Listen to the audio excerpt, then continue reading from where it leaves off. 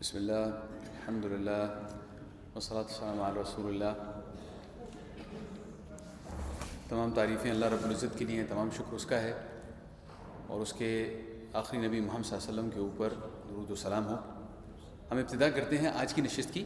آج ہم سورۃ الکہف میں اس جگہ پہ پہنچ چکے ہیں جہاں پہ ہم انشاءاللہ آج حضرت موسیٰ علیہ السلام اور حضرت خضر کا واقعہ اس کا ذکر کریں گے. اب اس سے پہلے میرے عزیز بھائیوں، یاد دہانی کے طور پر میں چاہتا ہوں کہ ہم سب اپنے ذہن میں لے آئیں کہ ہم نے وہ 4 فریب تھے جہاں سے ہم نے گفتگو شروع کی تھی سورہ کہف کے بارے میں. وہ 4 فریب تھے جن میں سے 2 ہم کر چکے ہیں. ان میں سے پہلا فریب مجھے یاد دلائی کون سا تھا؟ اکثریت کا فریب. اکثریت کا فریب، اصحاب کہف والا واقعہ، بالکل صحیح ہے. اس کے بعد ہم نے دوسرے فریب کی بات کی تھی 3 دن پہلے، وہ مال کا فریب تھا، اور وہ مال کا فریب تھا 2 باغ والے، ان کا قصہ. آج ہم نے تیسرے فریب کے بارے میں بات کرنی ہے، اور یہ ہے حضرت موسیٰ اور حضرت خضر کا واقعہ. اور اس کے اندر جو فریب تھا میں نے آپ کو بتایا تھا وہ کون سا ہے؟ علم کا فریب. اور اس کے بعد انشاءاللہ اگلی اللہ تعالیٰ موقع دیا انشاءاللہ تو کل ہم ذوالقرنین کے واقعے کے اوپر بات کریں گے، اور اس میں طاقت کا فریب ہوگا. اچھا، یہ تو ہو گئے وہ 4 فریب. میں نے گزارش کی کہ آج ہم علم کے فریب کے بارے میں بات کریں گے، لیکن علم کیا اچھی چیز نہیں ہے؟ علم تو بہت اچھی چیز ہے نا، علم حاصل کرنا چاہیے. ایسا ہی ہے نا، تو جتنا زیادہ کوئی علم حاصل کرے اتنا بہتر ہے. اور خاص طور پہ وہ علم جو ہمارے دین کا علم ہے، جو اللہ تعالیٰ کے قریب انسان کو لے کے جاتا ہے، اس کی تو بڑی وقت ہے. اس کے حوالے سے بہت ساری احادیث ہیں. جو شخص اس راستے پہ چلتا ہے جو علم کی طرف لے کے جاتا ہے، جو شخص جو علم کی محفل میں بیٹھتا ہے، آپ کو پتہ ہے کہ فرشتے ان کے اوپر اپنے پروں کا سایہ کیے رکھتے ہیں. اب یہ بے شمار احادیث ہیں اس کے حوالے سے، ہے نا ایسے. لیکن میں نے آپ سے کہا کہ علم کا ایک فریب بھی ہوتا ہے. یہ کیا بات ہوئی؟ سب سے پہلے قرآن شریف کی ان آیات کا مطالعہ کرنے سے پہلے ہم ذرا یہ سوال پوچھ لیں کہ کیا یہ ممکن ہے کہ علم برا بھی ہو؟ دین کا علم کیا انسان کے لیے برا بھی ہو سکتا ہے؟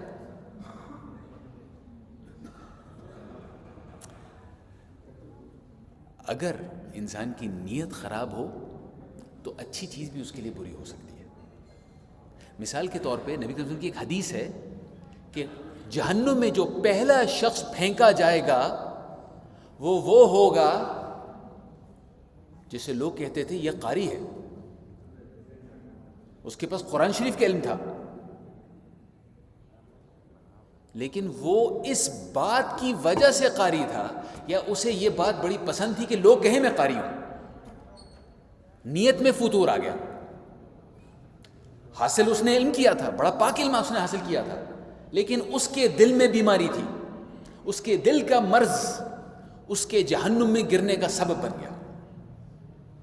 دوسرا شخص جو پھینکا جائے گا وہ ہوگا جسے لوگ کہتے تھے یہ عالم ہے، اور وہ علم اس لیے حاصل کرتا تھا کہ لوگ اس کے بارے میں کہیں کہ یہ عالم ہے. دل کی بیماری نے ایک اچھی چیز کو اس کے لیے برا بنا دیا. اور تیسرا جو آپ اس جو حضرات اس حدیث کے بارے میں جانتے ہیں، آپ جانتے ہیں تیسرا والا شہید ہوگا جس نے شہادت کا رتبہ حاصل کیا. اللہ تعالیٰ اسے پوچھیں گے میرے رب میں تیرے لیے شہید ہوا. وہاں جا کے یہ لوگ نے اس طرح کی صفائیاں پیش کریں گے، میرے رب تیرے لیے کیا سب کچھ. نہیں، تو جھوٹ بولتا ہے، تو نے اس لیے کیا تاکہ لوگ کہیں تو بہادر ہے. تو ایک اچھی چیز انسان کے لیے بری بھی ہو سکتی ہے. سارا کا سارا معاملہ یہ ہے کہ ہمارے دل میں نیت کیا ہے. کیا ہم یہ اچھی چیز اس لیے حاصل کر رہے ہیں کہ ہمارا دل اللہ کے اور قریب ہو جائے، اللہ تعالیٰ کے ساتھ ہمارا تعلق بن جائے، یا کوئی اور وجہ ہے؟ تو انسان کو ہر وقت 2 نظریں جو ہیں نا، 2 نگاہیں وہ اپنے دل کے اوپر لگائی رکھنی چاہیے کہ میں اس وقت کیا سوچ رہا ہوں، میں اس وقت ایسا کیوں سوچ رہا ہوں، میرے دل میں کوئی بیماری تو نہیں آ گئی.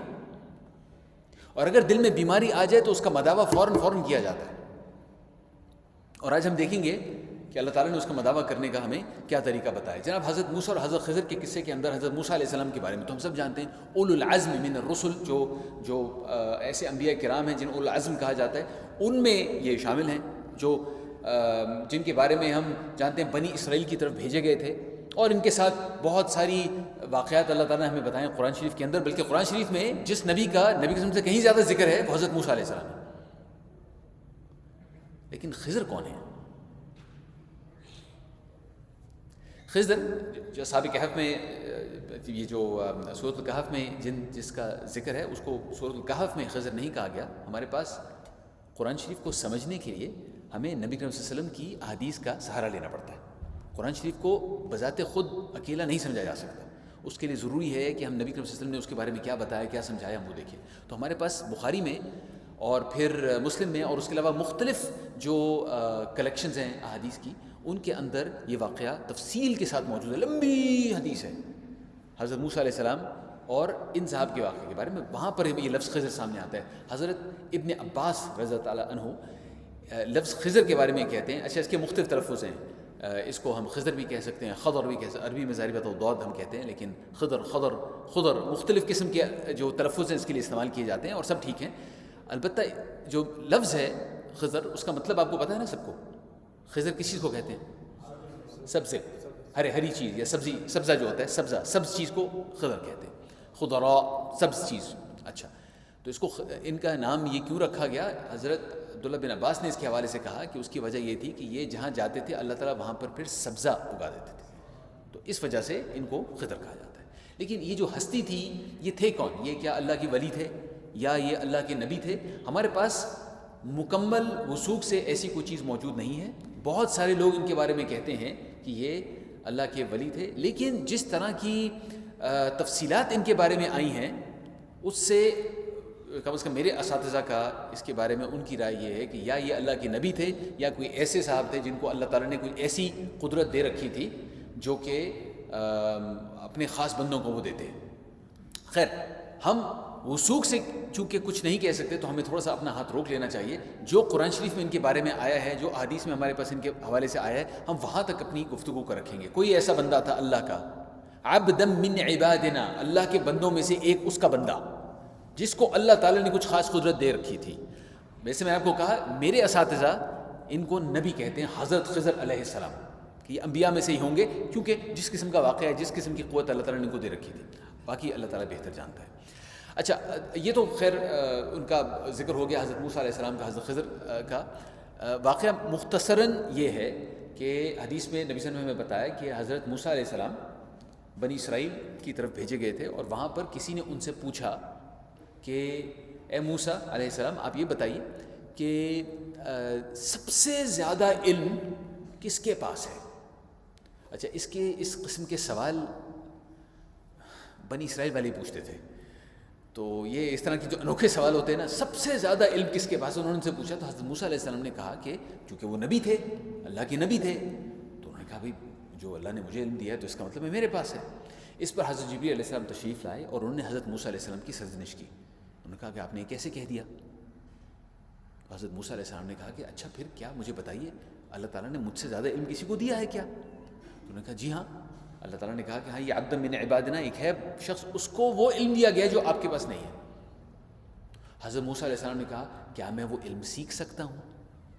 اب اس کے اندر ان کی عاجزی، انکساری اور تیاری علم سیکھنے کے لیے، علم حاصل کرنے کے لیے ہمیں نظر آتی ہے. میں بھی وہ سیکھنا چاہتا ہوں علم. میرے رب آپ نے جو ان کو وہ علم دیا ہے میں بھی حاصل کرنا چاہتا ہوں. کیوں؟ کیونکہ علم انسان کو اللہ تعالیٰ کے اور قریب لے آتا ہے. انہوں نے کہا مجھے بھی وہ علم ملے.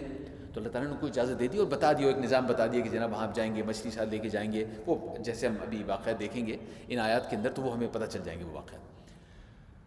اچھا، حضرت موسیٰ علیہ السلام وہاں پہ گئے اور پھر انہوں نے خضر کے ساتھ تھوڑا سا وقت گزارا اور اس وقت کے دوران اللہ تعالیٰ نے کچھ مشاہدے کروائے موسیٰ علیہ السلام کو. حضرت خضر کے ہاتھوں کچھ واقعات ہوئے، کچھ مشاہدے کروائے انہوں نے، کچھ چیزیں انہوں نے دیکھی وہاں پر. وہ چیزیں ان کو بہت ہی عجیب لگیں اور ہر دفعہ جب وہ کوئی چیز ان کے سامنے آتی تھی وہ سوال پوچھتے تھے کیا یہ ایسے کیوں کر رہے ہیں آپ، ایسے کیوں کر رہے ہیں. اور آخر میں پھر خضر سے ان کا راستے الگ ہو گئے، جدا ہو گئے اور حضرت خضر نے ان کو کہا کہ بس یہاں تک بات تھی، جیسے ہم دیکھیں گے ابھی. البتہ پھر انہیں وضاحت کی کہ وہ جو کچھ انہوں نے دیکھا تھا اس کا مفہوم کیا تھا. اس سے مقصود ہے کہ حضرت موسیٰ علیہ السلام نے بھی سیکھا، انہوں نے علم حاصل کیا اور پھر اللہ تعالیٰ نے یہ آیات نبی کریم صلی اللہ علیہ وسلم کے اوپر نازل کی، قرآن شریف میں درج ہوگی اور اس سے پھر تمام مسلمانوں نے سیکھا. یعنی اس سے جو سبق ہم نے لینے ہیں وہ سبق صرف حضرت موسیٰ علیہ السلام کے لیے، حضرت محمد صلی اللہ علیہ وسلم کے لیے اور ان یہودیوں کے لیے جنہوں نے سوال پوچھے تھے اور قریش کے لیے جنہوں نے سوال پوچھوائے تھے ان کے لیے نہیں ہیں. یہ اصل میں یہ سبق ہیں ہمارے لیے، آپ کے اور میرے لیے. تو ہم نے وہ نظر اس کے اوپر ڈالنی ہے ان آیات کے اوپر. اچھا جناب، اب آخری نقطہ ابتدا کرنے سے پہلے، یہودیوں نے جو سوال پوچھے تھے آپ کو یاد ہے؟ انہوں نے 3 سوال پوچھے تھے. کسی کو یاد ہے وہ 3 سوال کیا تھے؟ انہوں نے سب سے پہلے انہوں نے ایک تو روح کے بارے میں سوال پوچھا تھا. جی، انہوں نے غار والوں کے بارے میں پوچھا تھا اور تیسرا اس بادشاہ کے بارے میں پوچھا تھا جو مشرق و مغرب میں گئے. یہ 3 سوال پوچھے تھے نا، ایسے ہی ہے نا. لیکن اللہ تعالیٰ نے جب سورہ کہف نازل کی اس کے اندر ان سوالوں کے تو جواب دیے. ٹھیک ہے, روح والے سوال کا جواب اس سے پچھلی صورت کے اندر, سورۃ الاسراء یعنی سورہ بنی اسرائیل کے اندر. باقی انہوں نے جواب دیا, اللہ تعالیٰ نے اصحاب کہف کا بھی جواب دیا, ذوالقرنین کا بھی جواب دیا. لیکن اضافی طور پہ 2 اور قصے ڈالے. ایک 2 باغ والوں کا قصہ ہے اور ایک حضرت موسیٰ اور خضر کا قصہ ہے. یہودیوں نے تو نہیں پوچھا تھا یہ, اور قریش نے اپنی طرف سے وہ پوچھنے کی ان کے پاس صلاحیت ہی نہیں تھی. تو ہمیں سوچنے کی یہ ضرورت ہے کہ اللہ تعالیٰ نے قرآن شریف میں کوئی ایک حرف بھی ڈالا ہے بلا وجہ؟ سب کچھ باوجہ ہے, بامقصد ہے. تو یہ جو 2 اضافی قصے آئے, ان کے پیچھے کیا مقصد تھا, سوچنے کی ضرورت ہے ہمیں. جو 2 باغ والے تھے ان میں سے ایک کو ناز تھا, غرور تھا, تکبر تھا اپنے مال پر. قریش ایسے لوگ تھے, قریش کو بتایا گیا, ان کا غرور خاک میں مل جائے, ان کو بتایا گیا کہ یہ ہوتا ہے ان لوگوں کے ساتھ جو اپنے مال پہ ناز کرتے ہیں. اور یہود کو ناز تھا اپنے علم پر. انہیں اہل کتاب عرب کے تمام لوگ بھی کہا کرتے تھے, یہ وہ لوگ ہیں جن کے اوپر صحیفے نازل ہوئے, جن کے پاس صحیفے, یہ لکھنا پڑھنا جانتے ہیں. لکھنا پڑھنا ویسے تو خط و کتابت تو ویسے باقی لوگ بھی عرب میں کرتے تھے, لیکن یہ وہ لوگ ہیں جو ہر چیز کے اندر جا کے کہتے ہیں نہیں مجھے اپنی کتاب کو دیکھنا پڑے گا, جس کی وجہ سے یہ مشہور تھے. تبھی تو قریش نے بھیجے لوگ ان کے پاس سوال پوچھنے کے لیے. تو اللہ تعالیٰ نے جب سورۃ کہف نازل فرمائی تو اس کے اندر یہ واقعہ بھی شامل کر دیا کہ دیکھ لو یہودیو, تم لوگ ناز کرتے ہو اس بات پر کہ تمہارے پاس علم ہے, جس نبی کی تم پیروی کرنے کا کلیم کرتے ہو, وہ نبی حضرت موسیٰ علیہ السلام خود اپنے علم کے حوالے سے کتنی عاجزی اور انکساری دکھا رہے تھے. تو دیکھ لو وہ کیسے تھے اور تم کیسے ہو. اور ابھی تمہارے پاس ہم نے اپنا نبی بھیجا ہے, اللہ تعالیٰ کہہ رہے ہیں تمہارے پاس یہ محمد صلی اللہ علیہ وسلم نے بھیجے ہیں. اگر موسیٰ علیہ السلام تیار ہو گئے تھے کسی دوسرے سے علم سیکھنے کے لیے, جب انہیں پتہ چلا کہ اس کے پاس وہ علم ہے جو میرے پاس نہیں ہے, تو تم کس کھیت کی مولی ہو. اب یہ واقعہ اس سیاق و سباق میں ہم اپنے سامنے رکھتے ہیں. اچھا جی, اب ہم اللہ تعالیٰ کی دی ہوئی ان آیات کی تلاوت شروع کرتے ہیں. اعوذ باللہ من الشیطان الرجیم. وَإِذْ قَالَ مُوسَىٰ لِفَتَاهُ لَا أَبْرَحُ حَتَّىٰ أَبْلُغَ مَجْمَعَ الْبَحْرَيْنِ أَوْ أَمْضِيَ حُقُبًا. جب موسیٰ علیہ السلام نے کہا اپنے لڑکے سے, لڑکا یعنی ان کے ساتھ جو زیر تربیت ان کے ساتھ ایک موجود تھا, یہ جو زیر تربیت لڑکا تھا ان کا نام تھا یوشع بن نون. یہ وہ نبی تھے جو حضرت موسیٰ علیہ السلام کے بعد اللہ تعالیٰ نے ان کو نبوت دی. بنی اسرائیل کے اندر بڑے عجیب عجیب واقعات ہیں. ان کے ہاں اللہ تعالیٰ نے ایک ایسا نظام رکھا ہوا تھا کہ ایک نبی ہوتا تھا, وہ فوت ہوتا تھا, دوسرا نبی آ جاتا تھا, تیسرا آ جاتا تھا, چوتھا آ جاتا. بڑی نعمتیں تھیں ان کے اوپر اللہ تعالیٰ کی. کئی دفعہ ایسے بھی واقعات ہوئے کہ ایک وقت میں ایک سے زیادہ نبی تھے. یہ جو انبیاء کرام تھے ان میں حضرت موسیٰ علیہ السلام اس وقت نبی تھے. ان کے بعد جو اگلا ابھی شخص تیار ہو رہا تھا, حضرت موسیٰ علیہ السلام ان کی تربیت کر رہے تھے, وہ تھے حضرت یوشع بن نون. یہ لڑکے کے ذکر ہے یہاں پہ. جب حضرت موسیٰ علیہ السلام نے لڑکے سے کہا لا ابرح, میں جناب نہیں رکوں گا, میں اپنا سفر ختم نہیں کروں گا, میں چلتا ہی جاؤں گا, حتی ابلغ مجمع البحرین, حتیٰ کہ میں اس جگہ پہنچ جاؤں جہاں پر وہ 2 سمندر ملتے ہیں, یہ 2 دریا ملتے ہیں, حتیٰ کہ میں اس جگہ پہ پہنچ جاؤں, میں چلتا رہوں گا, بس میں نہیں رکوں گا. او امضی حقبا, یا اگر نہ بھی ملے تو پھر تب بھی میں چلتا ہی رہوں گا, زمانے دراز تک چلتا رہوں گا. اب یہ کس چیز کی وجہ سے کہہ رہے ہیں؟ یہ وہ علم کی جستجو ہے. میرے بھائیو, جب اللہ تعالیٰ قرآن شریف میں کوئی تفصیل ہمیں بتاتے ہیں نا, کوئی بھی معلومات ہمیں دیتے ہیں, تو اس کی ایک وجہ ہوتی ہے. یہاں پر بہت ساری تفصیلات اللہ نے نہیں بتائیں. ہمیں نہیں پتا کہ جغرافیائی طور پہ یہ جگہ کون سی تھی, ہمیں نہیں پتا کہ سال کون سا تھا, ہمیں نہیں پتا حضرت موسیٰ علیہ السلام کی عمر اس وقت کتنی تھی, ہمیں یہ نہیں پتا کتنے دن تک وہ چلے. یہ تفصیلات اس میں نہیں ہے نا.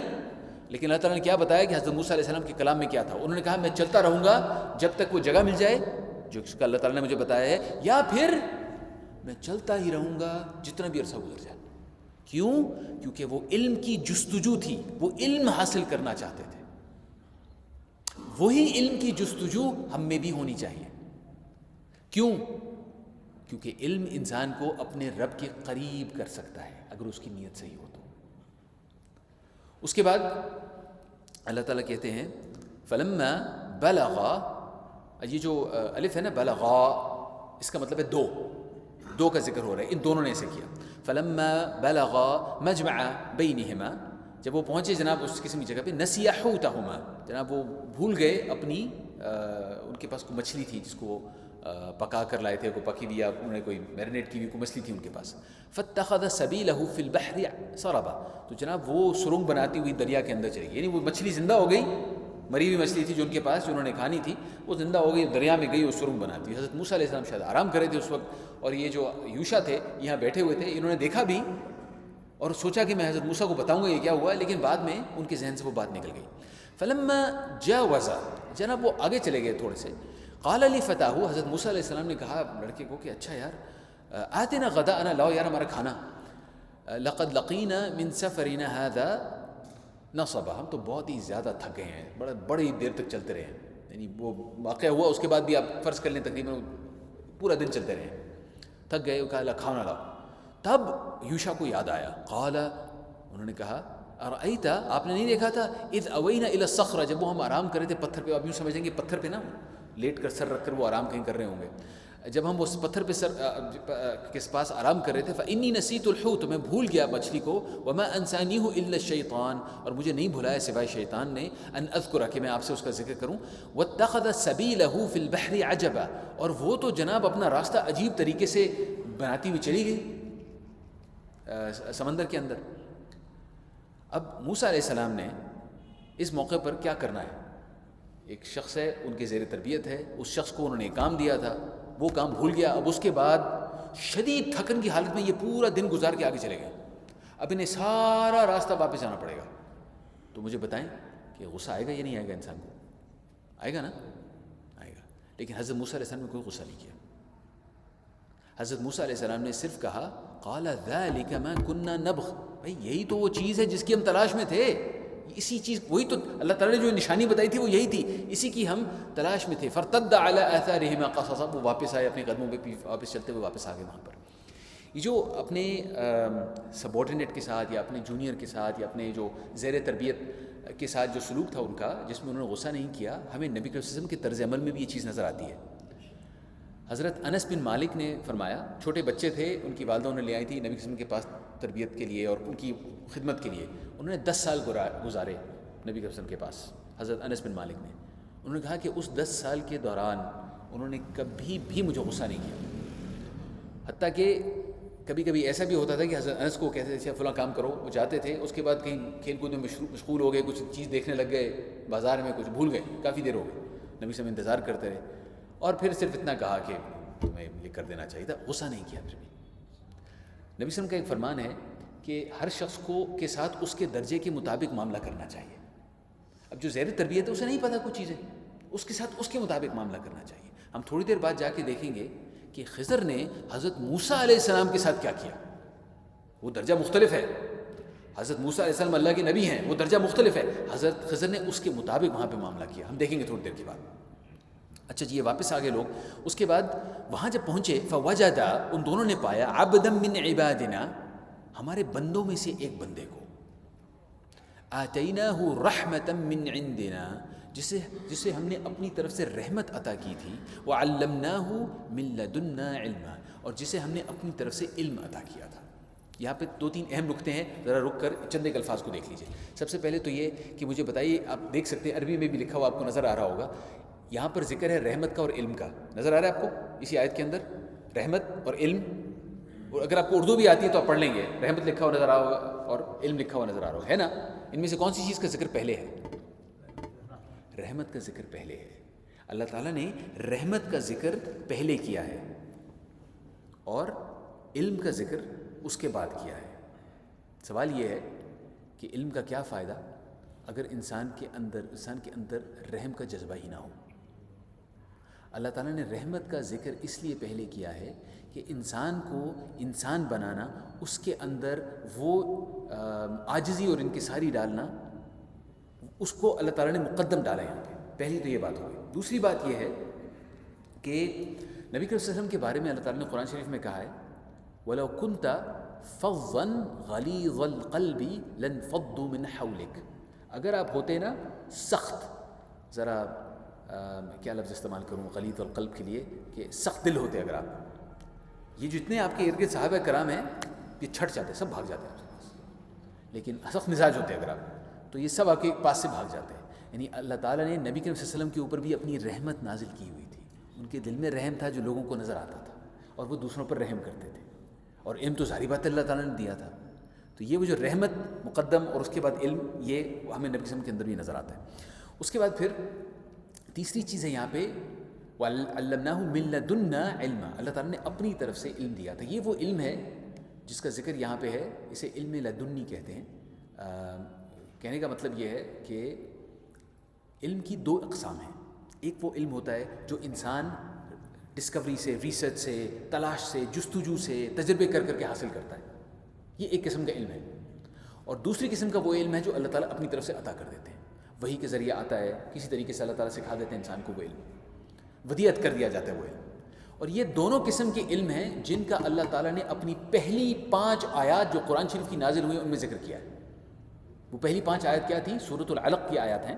کیا تھی؟ اعوذ باللہ من الشیطان الرجیم، بسم اللہ الرحمن الرحیم، اقرأ باسم ربک الذی خلق، خلق الانسان من علق. یہ جو پہلی دفعہ اللہ تعالیٰ نے اقرا کہا نا، پڑھو، سیکھو، علم حاصل کرو، یہ پہلی دفعہ کہا اور ذکر کیا اپنے اس عمل کا جو انسان کے لیے ممکن نہیں ہے کرنا. اللہ تعالیٰ جو ہے جس نے تخلیق کی. اس کے بعد اللہ تعالیٰ کہتے ہیں اقرا وربک الاکرم، پڑھو کہ تمہارا رب جو ہے اکرم ہے، سب سے زیادہ عزت والا ہے. الذی، وہ، علم بالقلم، جس نے قلم سے سکھایا. یہ دوسرے قسم کے علم کا ذکر ہے، وہ جو انسان اپنی تبدو سے حاصل کرتا ہے. یہ دونوں آتے اللہ کی طرف سے ہی ہیں، لیکن ایک انسان کو محنت کر کے سیکھ کر حاصل کرنا پڑتا ہے، ایک ہے جو اللہ تعالیٰ ودیعت کر دیتا ہے. یہاں پہ اس علم کا ذکر ہے جو انسان ریسرچ کر لے، بڑے بڑے سائنسدان کوشش کر لیں، وہ یہ علم حاصل نہیں کر سکتے کیونکہ علم لدنی ہے، یہ اللہ تعالیٰ کی طرف سے آتا ہے. اچھا، اس کے بعد جناب اللہ تعالیٰ کہتے ہیں قال له موسیٰ، پھر موسیٰ علیہ السلام نے ان سے کہا. یہاں پہ حدیث میں ہمارے پاس یہ بھی آتا ہے کہ نبی صلی اللہ علیہ وسلم حضرت موسیٰ علیہ السلام نے ان کو سلام کیا، السلام علیکم. وہ وہاں بیٹھے تھے، سلام کیا. وہ بھی واقف نہیں تھے کہ یہ کون ہے، تو انہوں نے کہا یہ جو سلام تم نے کیا ہے یہ کہاں سے؟ اس علاقے کے لوگ تو ایسے نہیں کرتے، وہ بت پرستوں کا علاقہ ہے، یہاں پہ تو لوگ ایسے نہیں کرتے، یہ سلام کہاں سے؟ حضرت موسیٰ علیہ السلام نے کہا کہ میں ہوں موسیٰ آل عمران سے، بنی اسرائیل کا. تو اس شخص نے کہا اچھا آپ موسیٰ ہیں بنی اسرائیل کے، یعنی وہ شخص حضرت موسیٰ علیہ السلام کو جانتا تھا. خضر حضرت موسیٰ علیہ السلام کو جانتے تھے. اس سے ہمیں یہ بھی اندازہ ہوتا ہے کہ حضرت موسیٰ علیہ السلام کا درجہ بہرحال ان سے بڑا تھا. اللہ تعالیٰ نے ان کو علم لدنی عطا کیا ہوا تھا، حضرت موسیٰ علیہ السلام کو بھی وہی کا کچھ علم عطا کیا ہوا تھا، لیکن حضرت موسیٰ علیہ السلام کا درجہ بڑا تھا. وہ جانتے تھے حضرت موسیٰ کے بارے میں، حضرت موسیٰ ان کے بارے میں کچھ نہیں جانتے جب تک کسی نے سوال نہیں پوچھا. حضرت جبریل علیہ السلام آئے، انہوں نے بتایا کہ ان کے پاس کوئی علم ہے. اچھا، اس کے بعد پھر جب اس کی اس آیت کے اندر آگے پھر ہے قال له موسیٰ هل اتبعک علی ان تعلمنی مما علمت رشدا، کیا میں آپ کے ساتھ ساتھ چل سکتا ہوں کہ آپ مجھے جو کہ آپ کو اللہ تعالیٰ نے رشد عطا کیا مجھے بھی کچھ سکھا دیں. یعنی حضرت موسیٰ علیہ السلام اپنا درجہ بلند ہونے کے باوجود بڑی ہی عاجزی سے، انکساری سے ان سے پوچھ رہے ہیں کہ کیا میں سیکھ سکتا ہوں یہ جو علم ہے جو آپ کو اللہ تعالیٰ نے عطا فرمایا.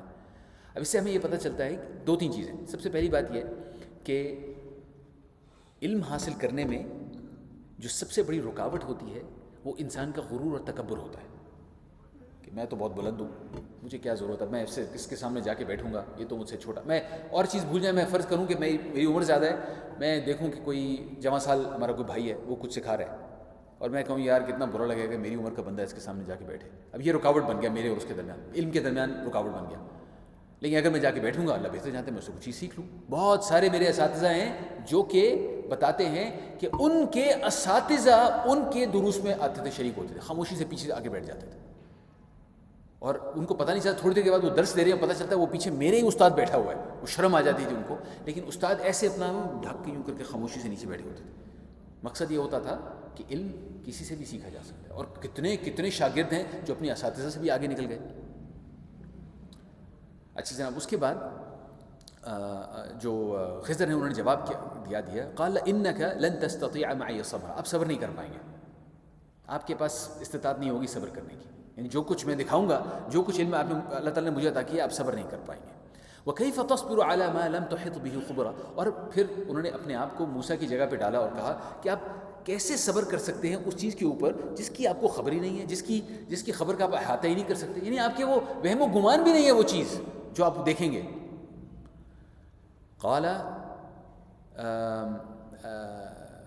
قال ستجدنی ان شاء اللہ صابرا، انہوں نے کہا کہ آپ مجھے پائیں گے انشاءاللہ صابر. اب یہاں پہ انشاءاللہ انہوں نے ضرور کہا. کیونکہ حقیقت تو اللہ تعالیٰ جانتا ہے نا مستقبل میں کیا ہوگا انشاءاللہ، یعنی اللہ چاہے جو چاہے، لیکن میں اپنی طرف سے کوشش کروں گا پوری کی پوری. صابر ولا عاصی لک امرا، اور میں آپ جو حکم دیں گے میں اس کو نافرمانی نہیں کروں گا. قال فإن اتبعتنی فلا تسألنی عن شيء، بھائی اگر آپ میرے پیچھے آئیں گے تو پھر آپ نے مجھ سے کوئی سوال نہیں پوچھنا کسی چیز کے بارے میں، حتی جب تک احدث لک منہ ذکرا، جب تک میں آپ سے اس کے بارے میں بات نہ کہوں. فانطلقا، اس کے بعد وہ دونوں چلے، یعنی کہ ایک تیسرا ان کے ساتھ بندہ تھا وہ نہیں اب شامل، حضرت یوشع، اس کا مطلب انہوں نے کہیں پیچھے چھوڑ دیا. اب یہ دونوں چلے، حضرت موسیٰ اور حضرت خضر، یہ دونوں آگے چلے. فانطلقا حتی، جب تک کہ اذا رکب فی السفینہ، جب تک وہ ایک کشتی میں سوار ہو گئے. خرقها، خضر نے اس کشتی کو خراب کر دیا، اور ہمیں اس کی تفصیل یہ ملتی ہے کہ وہ گئے نیچے اور انہوں نے کشتی کا کوئی حصہ توڑ دیا اور جس میں سے پانی اندر آنا شروع ہو گیا. قال، حضرت موسیٰ علیہ السلام فوراً آگے درمیان میں، اخرقتها، آپ نے اس کشتی کو خراب کر دیا، توڑ دیا. لیتغرق اہلها، اس کے جو کشتی چلانے والے ہیں وہ ڈوب جائیں گے. لقد جئت شیئا امرا، کتنی بری چیز ہے جو آپ یہ کر رہے ہیں. حضرت موسیٰ علیہ السلام بھول گئے تھے کہ ابھی انہوں نے کیا وعدہ کیا ہے. نبی صلی اللہ علیہ وسلم نے بتایا کہ واقعی بھول گئے تھے، لیکن اس سے ہمیں ایک چیز نظر آتی ہے، حضرت موسیٰ علیہ السلام اللہ کے نبی تھے، اور یہ ان کی جو ناانصافی کے خلاف کھڑے ہونے والی ان کے اندر جو ایک حس تھی وہ فوراً بیدار ہو گئی کہ کسی کے ساتھ ناانصافی ہو رہی ہے، وہ فوراً کھڑے ہو گئے. اور ہر مومن مسلمان میں یہ چیز ہونی چاہیے، کسی کے ساتھ ناانصافی ہو رہی ہے تو ہم کھڑے ہو جائیں، ناانصافی نہیں ہونے دینی ہم نے. حضرت موسیٰ علیہ السلام نے وہی کیا جس کی ان کو تربیت تھی. فوراً انہوں نے کہا، قال، خضر نے کہا، الم اقل، کیا میں نے نہیں کہا تھا، انک لن تستطیع معی صبرا، آپ میرے ساتھ صبر نہیں کر پائیں گے، میں نے کہا تھا نا. اب یہاں پہ جو آپ میں سے لوگ عربی میں یہ الفاظ پہچان سکتے ہیں، اب یہ دیکھ لیجئے یہاں پہ الم اقل انکا کا ذکر ہے. اب دیکھیے گا اگلی آیت میں یہ الفاظ تھوڑے سے تبدیل ہوں گے، اس میں ہلکا سا فرق آئے گا، اس سے آپ کو لگتا ہے کہ حضرت خضر کی اریٹیشن بڑھ جائے گی. یہاں پہ انہوں نے صرف کہا میں نے کہا نہیں تھا کہ آپ صبر نہیں کر سکتے. تو پھر موسیٰ علیہ السلام کو یاد آیا، انہوں نے کہا، قال لا تؤاخذنی بما نسیت، اچھا نہیں مجھے اس بات پر آپ میرا مواخذہ نہ کریں کہ میں بھول گیا. ولا ترهقنی من امری عسرا. فانطلقا، پھر اس کے بعد وہ آگے چلے، حتی، جب تک کہ اذا لقی غلاما، انہیں ایک لڑکا نظر آیا، فقتلہ، خضر نے اس لڑکے کو مار دیا. اب موسیٰ علیہ السلام اس دفعہ بھولے نہیں، لیکن انہوں نے کہا، قال اقتلت نفسا زکیہ، بھائی آپ نے ایک معصوم جان کو ختم کر دیا، بغیر نفس، بغیر کسی، یعنی بغیر اس چیز کے کہ اس نے کسی کو قتل کیا، بغیر کسی وجہ کے. لقد جئت شیئا نکرا، کتنی ہی بری چیز ہے جو آپ لے کر آئے ہیں. اس دفعہ وہ بھولے نہیں تھے، لیکن انہوں نے اس کے باوجود اپنی طرف سے اس چیز کا اظہار ضرور کیا. تو خضر نے کہا، قال الم اقل لک انک لن تستطیع معی صبرا. اب لگ رہا ہے کہ حضرت خضر جو ہیں وہ تھوڑے سے اب ان کے اندر وہ جھنجھلاہٹ آ رہی ہے. قال، انہوں نے کہا کیا میں نے کہا نہیں تھا کہ تم صبر نہیں کر پاؤ گے. قال ان سألتک عن شیء بعدها، موسیٰ علیہ السلام نے اس وقت صبر کرنے کی کوشش کی، پھر کہا کہ اچھا اس کے بعد میں آپ سے کچھ پوچھوں، بعدها فلا تصاحبنی، تو ٹھیک ہے پھر آپ میرے ساتھ معیت نہ رکھیے گا. قد بلغت من لدنی عذرا، اب تو آپ کے پاس میری طرف سے ایک عذر بھی آ گیا، تو مجھے تھوڑا سا وقت اپنے ساتھ اور گزارنے دیں. اب یہ سمجھے ابھی ابھی چلیں ان کے ساتھ. پہلا واقعہ ہوا کشتی کے اندر، انہوں نے فوراً کچھ کہہ دیا. اب یہ کشتی کے بعد وہ دوسرے ساحل پہ اترے اور وہاں پر دوسرا واقعہ ہو گیا. ابھی تھوڑی دیر ہوئی ہے کہ سارا کا سارا معاملہ شروع ہو گیا. فانطلقا، اس بات یہ جو یہاں پر حضرت موسیٰ علیہ السلام نے کہا نا کہ اس کے بعد میں کہوں تو مجھے بے شک چھوڑ دیجیے گا، نبی صلی اللہ علیہ وسلم کی ایک حدیث ہے اس حوالے سے کہ اللہ تعالیٰ حضرت موسیٰ علیہ السلام پر رحم کرے کہ اگر وہ تھوڑا سا صبر کر لیتے تو کتنے عجائب تھے جو کہ اللہ تعالیٰ ان کو دکھا دیتے. اور پھر اگر وہ قرآن شریف میں آ جاتے تو ہمیں بھی پتہ چلتے وہ عجائب. لیکن خیر جو اللہ کی مرضی. تو فانطلقا، وہ آگے چلے، حتی اذا اتیا اہل قریۃ، بھائی اس کے بعد وہ پہنچے کسی چھوٹے سے قصبے کے اندر، گاؤں کے اندر یا قصبے کے اندر. قریۃ استطعما اہلها فابوا ان یضیفوهما، بھائی جب بھی کسی ایسی جگہ پہ آپ جائیں تو ان لوگوں کی ذمہ داری ہوتی ہے، اس زمانے میں تو ہوٹل نہیں ہوتے تھے، کہ وہ آپ کا تھوڑا خیال رکھیں، تھوڑا سا آپ کو پانی پینے دیں، تھوڑا سا کھانے کا بندوبست کر دیں. انہوں نے ابوا ان یضیفوهما، انہوں نے جناب ان کی ضیافت سے انکار ہی کر دیا کہ نہیں آپ بھاگو یہاں سے، بھگا دیا ان کو، جو کہ بڑی ایک بری حرکت ہے. فوجد فیہا جدارا، اب وہ اس حالت میں تھے، موسیٰ علیہ السلام تھکے ہوں گے بہت زیادہ، بھوک بھی لگی ہوگی، انہیں وہاں پہ ایک دیوار نظر آئی. یرید ان ینقض، بالکل گرنا چاہتی تھی، وہ الفاظ ایسے استعمال ہوئے، وہ دیوار تھی وہ گرنا چاہتی تھی، اتنا قریب آ گئی تھی گرنے کے. فاقامہ، تو حضرت خضر وہاں پر انہوں نے جناب مٹی لی، لیپا پوتی اس کی شروع کر دی، اس کو ٹھیک کرنا شروع کر، دیوار ٹھیک کرنی شروع کر دی۔ حضرت موسیٰ علیہ السلام یہ تمام معاملہ دیکھ رہے ہیں۔ اب سمجھ رہے ہیں کہ وہ تھکے ہوئے ہیں، بھوک لگی ہوئی ہے، ان لوگوں نے ان کے ساتھ اتنی درستی کے ساتھ سلوک بھی کیا ہے، اور خضر ان کی دیوار ٹھیک کر رہے ہیں۔ حضرت موسیٰ علیہ السلام کو پھر یہ چیز بڑی عجیب لگی، اس دفعہ یہ بھولے نہیں تھے لیکن ان سے رہا نہیں گیا، اور انہوں نے سوال پوچھ لیا۔ انہوں نے کہا قال لو شئت لاتخذت علیہ اجرا، اگر آپ چاہتے تو یہ جو ہم دیوار ٹھیک کر رہے ہیں اسی کا ہم ان سے اجر لے لیتے ہیں، اس کے بدلے میں وہ کھانا وانا دے دیں۔ اس سے آپ یہ بھی دیکھ لیجئے کہ یہ دو اس زمانے کے سب سے عالم لوگ ہیں، سب سے زیادہ علم ہے ان کے پاس، ایک اللہ کے نبی ہیں، دوسرے بہت ممکن ہے کہ اللہ کے نبی ہیں، جیب میں کچھ نہیں ہے۔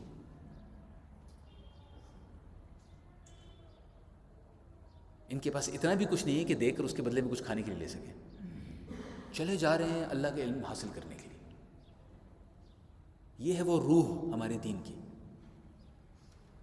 اور یہ ہے وہ روح اس علم کی جسے وہ حاصل کرنا چاہتے تھے، کیونکہ اصل معاملہ ہے اللہ تعالیٰ کے ساتھ تعلق بنے، اور باقی انہوں نے ظاہری بات ہے توکل کر رکھا ہے۔ اچھا جناب، جب انہوں نے یہ کہا کہ آپ چاہتے تو اس کے لیے اجر لے سکتے تھے، قال هذا فراق بینی و بینک، بھائی اب بس وقت آ گیا ہے، اب میرے اور آپ کے درمیان میں اب اس کے بعد فراق ہے، جدائی ہے، کیونکہ پہلے بات ہو چکی تھی نا، آپ نے عذر دیا تھا کہ اگر اس کے بعد میں کچھ پوچھوں تو پھر الگ الگ، تو بس اب یہ وقت آ گیا ہے الگ الگ۔ لیکن سأنبئک بتأویل ما لم تستطع علیہ صبرا، میں آپ کو بتاتا ہوں تأویل، یعنی وہ جو وجہ تھی یا جو تفصیل تھی یا وہ معلومات جو آپ کے پاس نہیں تھیں ان واقعات کے بارے میں جن کے اوپر آپ صبر نہیں کر پائے۔ اچھا اب وہ تفصیل بتا رہے ہیں، اب تفصیل سن لیجئے میرے بھائیو، ذرا غور سے سنیے گا۔ اللہ تعالیٰ کہتے ہیں کہ خضر نے کہا اما السفینۃ، جہاں تک اس کشتی کا تعلق ہے، فکانت لمساکین، وہ غریب لوگوں کی تھی، یعملون فی البحر، اور وہ مچھیروں کا کام کرتے تھے یا لوگوں کو ڈھونے کا کام کرتے تھے دریا کے اندر۔ اور ظاہری بات ہے ہمیں پتہ چلتا ہے کہ ان لوگوں کے پاس پیسے تو تھے نہیں نا، حضرت خضر اور حضرت موسیٰ کے پاس پیسے تو تھے نہیں، اس کا مطلب ہے کہ ان لوگوں نے مفت میں ان دونوں حضرات کو ایک جگہ سے دوسری جگہ پہنچایا، اس کا مطلب ہے کہ وہ نیک لوگ تھے۔ تو اگر وہ نیک لوگ تھے جو ایسا کر رہے تھے، ذرا سوچیں بعد میں جب انہوں نے اپنی کشتی کے اندر سوراخ دیکھا ہوگا ان کے دل پہ کیا گزری ہوگی، پریشانی ہوئی ہوگی نا، دل میں خیال آیا ہوگا یار کیسے لوگ تھے یار، یہ کیا کر گئے، ہم نے تو اپنی طرف سے نیکی کی تھی ان کے ساتھ، اس طرح کے خیالات ان کے دل میں آئے ہوں گے نا۔ اب یہ چیز ذہن میں رکھیے کہ حضرت خضر ان کے بارے میں کیا کہہ رہے ہیں، یعملون فی البحر فاردت ان اعیبها، تو میں نے ارادہ کیا کہ میں اس میں عیب ڈال دوں۔ یہ جو اردت ہے نا، اس کا مطلب ہوتا ہے میں نے ارادہ کیا اللہ کے حکم سے تھا، لیکن کبھی بھی کوئی ایسی منفی چیز اللہ کے ساتھ اس کا تعلق نہیں جوڑا جاتا، حالانکہ ہوتا سب کچھ اللہ کے حکم سے ہے۔ یہ ایک ادب ہے ہمارے رب کا کہ ہم منفی چیز اللہ تعالیٰ کے ساتھ نہیں جوڑتے۔ تو حضرت خضر نے اس کو کیا کہا، اردت، میں نے ارادہ کیا اللہ کے حکم سے، میں نے ارادہ کیا کہ اس کے اندر ایک عیب ڈال دوں، وَكَانَ وَرَاءَهُمْ مَلِكٌ، اور کیونکہ تھوڑا سا آگے وہ جائیں گے تو وہاں پر ایک بادشاہ ہے، يَأْخُذُ كُلَّ سَفِينَةٍ غَصْبًا، وہ ہر کشتی کو زبردستی سرکار کی تحویل میں لے رہا ہے، یعنی ان بیچاروں کا ذریعہ معاش صرف یہ کشتی تھی اور یہ بھی سرکار کی تحویل میں چلی جانی تھی، ان کے پاس کچھ نہیں رہنا تھا۔ اب وہ جو ٹوٹی ہوئی جگہ ہے، تھوڑا بہت پانی آ رہا ہے، وہ اس کو دیکھیں گے، کہیں گے یہ کشتی ناکارہ ہے، اس کو چھوڑ دو، وہ بعد میں اس کو ٹھیک کر لیں گے، کشتی ان کے پاس رہ جائے گی۔ یہ معاملہ تھا جو کہ حضرت موسیٰ کو اس وقت نہیں سمجھ آیا، ظاہری بات ہے وہ سمجھ آ بھی کیسے سکتا تھا، ما لم تحط به خبرا، بھائی آپ ان کے تو اللہ تعالیٰ نے ان کو وہ انفارمیشن ہی نہیں دی تھی ابھی تک۔ اس کے بعد جو دوسرا معاملہ تھا اس لڑکے کا جس کو انہوں نے مارا، وَأَمَّا الْغُلَامُ فَكَانَ أَبَوَاهُ مُؤْمِنَيْنِ، وہ جو لڑکا تھا اس کے والدین مؤمنین تھے، مومن تھے دونوں، یعنی کہ یہ مسلم سے اوپر کا درجہ ہے، واقعی اللہ کے پکے مومن تھے ماں باپ اس کے۔ فَخَشِينَا أَن يُرْهِقَهُمَا طُغْيَانًا وَكُفْرًا، تو پھر ہمیں اندیشہ ہوا کہ یہ جو لڑکا ہے یہ سرکش ہوگا اور کفر کرے گا، اور اس کی وجہ سے اپنے والدین کے لیے پریشانی کا باعث بنے گا۔ اب اس کی تفسیر میں کئی چیزیں آتی ہیں کہ ہو سکتا ہے والدین کے اوپر اس کا اثر ہو جائے، یا یہ آتی ہے کہ والدین اس کی محبت میں کوئی غلط چیز کر بیٹھے۔ نبی صلی اللہ علیہ وسلم کی حدیث ہے اس حوالے سے کہ جب کسی چیز سے شدید محبت ہوتی ہے نا تو وہ انسان کو گونگا اور بہرا کر دیتی ہے، بہرا اور گونگا کر دیتی ہے۔ آپ نے کوئی چیز دیکھی، آپ اس کے بارے میں کچھ کہہ نہیں سکتے، آپ کو غلط چیز سنائی دے رہی ہے، آپ سن نہیں رہے۔ تو جب یہ معاملہ ہوا تو اس کے بعد اللہ تعالیٰ نے کہا کہ حضرت خضر نے کہا کہ یہ سرکشی دکھائے گا بڑا ہو کر، فَأَرَدْنَا أَن يُبْدِلَهُمَا رَبُّهُمَا، تو اللہ تعالیٰ کے اس کے اوپر ارادہ یہ تھا کہ ان کو اس کے بدلے اللہ تعالیٰ ان کو دے گا خیرا منہ، اس سے بہتر، زکاۃ و اقرب رحمہ، جو کہ اخلاق میں بھی اس سے بہتر ہوگی اور جس سے زیادہ توقع رکھی جا سکتی ہے کہ وہ اپنے والدین کا خیال رکھے گا۔ اچھا، اب آخری معاملہ ہے وہ اما الجدار، اور جہاں تک دیوار کا تعلق ہے، فکان لغلامین یتیمین، وہ تھی جناب دو یتیم بچوں کی، فی المدینہ تھی، جو شہر میں رہتے تھے، وکان تحتہ کنز لہما، اور ان کے نیچے، اس دیوار کے نیچے ان کے لیے تھا خزانہ، وکان ابوہما صالحا، اور ان دونوں کا جو والد تھا وہ نیک بندہ تھا، اور اس نے خزانہ رکھا ہوا تھا اپنے بچوں کے لیے، اور وہ دیوار تھی، اگر دیوار گر جاتی تو پھر وہ خزانہ سب کو مل جاتا، اور وہ جو سوچیں وہ علاقے کے لوگ ایسے تھے جنہوں نے روٹی کا ٹکڑا نہیں دیا ان لوگوں کو، پانی نہیں پینے دیا، بھگا دیا اپنے شہر سے، وہ کیا وہ خزانہ دیتے ہیں ان بچوں کو؟ تو یہ کہتے ہیں اس کے بعد فَأَرَادَ رَبُّكَ، کیونکہ اب ایک اچھی چیز کی بات ہو رہی ہے نا، تو اب اللہ تعالیٰ کے ساتھ ایسوسیٹ ہو رہا ہے کہ ارادہ کیا تمہارے رب نے أَن يَبْلُغَ أَشُدَّهُمَا، جب کہ وہ پہنچ جائیں گے اپنی مضبوطی کی عمر کو، وَيَسْتَخْرِجَ كَنْزَهُمَا، اور پھر وہ اس وقت نکالیں گے اپنا خزانہ، رحمةً من ربک، اپنے رب کی طرف سے رحمت کے طور پر، وَمَا فَعَلْتُهُ عَنْ أَمْرِي، اور یہ معاملات ایسے تھے کہ میں نے اپنی طرف سے نہیں کیے، ذَلِكَ تَأْوِيلُ مَا لَمْ تَسْطِعْ عَلَيْهِ صَبْرًا، یہ ہے تعویل ان چیزوں کی جن کے اوپر آپ صبر نہیں کر پائے۔ یہ ہے حضرت موسیٰ اور حضرت خضر کا واقعہ۔ 3-4 نکات ہمارے سامنے اس میں سے آتے ہیں۔ سب سے پہلی بات یہ کہ ہمارے ارد گرد جو کچھ ہوتا ہے ہم اس میں سے یہ دیکھتے ہیں کہ اس میں سے ہمارے لیے خیر کیا ہے، اور ہمیں جو لگتا ہے ہمارے مطابق اس میں شر کیا ہے۔ حقیقت میں جو بندہ اپنا تعلق اللہ تعالیٰ کے ساتھ رکھتا ہے، وہ مساکین تھے جن کی کشتی تھی، تعلق ان کا اللہ رب العزت کے ساتھ تھا، جس کی وجہ سے انہوں نے ان 2 لوگوں کو بغیر کرائے کے موقع دیا کہ وہ ایک جگہ سے دوسری جگہ چلے جائیں۔ دوسرے والدین تھے جو مؤمنین تھے، دونوں مومن تھے، اللہ تعالیٰ نے ان کا بھی خیال رکھا۔ تیسرا یہ بندہ تھا جو نیک تھا، صالح تھا، اور اس کے بعد وہ فوت بھی ہو گیا، اس کی موت کے بعد بھی اللہ تعالیٰ نے اس کی اولاد کا خیال رکھا ہے نا۔ ایسے ہمیں کوئی چیز کے بارے میں، کسی چیز کے بارے میں یہ خیال ہو سکتا ہے کہ یہ ہمارے لیے اس وقت بری ہو رہی ہے، ہمارا رب بہرحال ہمارے لیے اچھا ہی کر رہا ہوتا ہے، ہمیں اس وقت وہ اچھائی ہو سکتا ہے نظر نہ آ رہی ہو سکتا ہے وہ اچھائی کچھ عرصے کے بعد جا کے ظاہر ہو۔ یہ ہے مومن بندے کا معاملہ، جو کہ اللہ کے نبی صلی اللہ علیہ وسلم نے ہمیں بتایا کہ اگر اس کے ساتھ ایک اچھی چیز ہوتی ہے تو اللہ کا شکر ادا کرتا ہے، اگر اس کو لگتا ہے کہ اس کے ساتھ کوئی ایسی چیز ہوئی جو اچھی نہیں تھی تو اس کے بعد اس پہ صبر کرتا ہے۔ دونوں صورتوں کے اندر اللہ تعالیٰ اس کو اجر دیتا ہے۔ اور حقیقت میں جیسے ہم نے یہاں پہ دیکھا کہ حقیقت میں ہمارے ساتھ جو بھی کچھ ہو رہا ہوتا ہے اللہ تعالیٰ اپنی مرضی سے ہمارے لیے اچھا ہی کر رہا ہوتا ہے، اس کے باوجود کہ ہمیں عارضی طور پہ محسوس ہو کہ وہ اچھا نہیں ہے۔ یہی ہے میرے بھائیوں ایمان بالقدر، کہ اللہ تعالیٰ نے جو چیز ہمارے لیے طے کر دی وہ بہرحال ہمارے لیے اچھی ہے۔ اللہ تعالیٰ نے حضرت موسیٰ اور حضرت خضر کے اس واقعے میں ہمیں بتا دیا کہ ایک ہمارا پلان ہوتا ہے اپنی زندگی کے لیے، ایک اللہ کا پلان ہوتا ہے، اور اللہ کا پلان ہم سے بہتر ہوتا ہے۔ ہمیں وہ پلان نظر نہیں آتا، ہمیں پتہ نہیں ہوتا کہ کیا ہونا ہے ہمارے ساتھ اس کے بعد، لیکن اللہ کو پتہ ہوتا ہے کہ مستقبل میں کیا ہونا ہے۔ ہمارے پاس اب یوں دیکھ لیں کہ ایک تصویر ہے، اس تصویر کا ایک چھوٹا سا حصہ ہے، ہم اس کے اوپر خوردبین لگا کے دیکھ رہے ہیں، اور اللہ رب العزت کو پوری تصویر نظر آتی ہے، اور اللہ تعالیٰ ہمارے لیے اس پوری تصویر کے مطابق فیصلے کرتا ہے۔ ہم نے صرف یہ کیا کرنا ہے جناب، ہم نے اپنے رب کے ساتھ اپنا تعلق بنانا ہے، اور اپنے ذہن میں یہ بات رکھنی ہے کہ میرے رب کو کیا پسند ہے میں وہ کروں، آگے سب کچھ اللہ تعالیٰ ٹھیک کر دیتا ہے۔ تو میری اس وقت ختم ہو گیا میرے پاس، میری دعا ہے ہمارے رب سے کہ اللہ تعالیٰ آپ کے لیے بھی اور میرے لیے بھی سورہ کہف کی یہ جو آیات ہم نے آج پڑھی ہیں یہ ہمارے لیے رشد و ہدایت کا ذریعہ بنا دے، اور اللہ تعالیٰ ہمیں عمل کرنے کی توفیق عطا فرمائے۔ آمین۔ سبحانک و بحمدک اشہد ان لا الہ الا انت استغفرک و اتوب الیک۔ والعصر ان الانسان لفی خسر الا الذین آمنوا وعملوا الصالحات وتواصوا بالحق وتواصوا بالصبر۔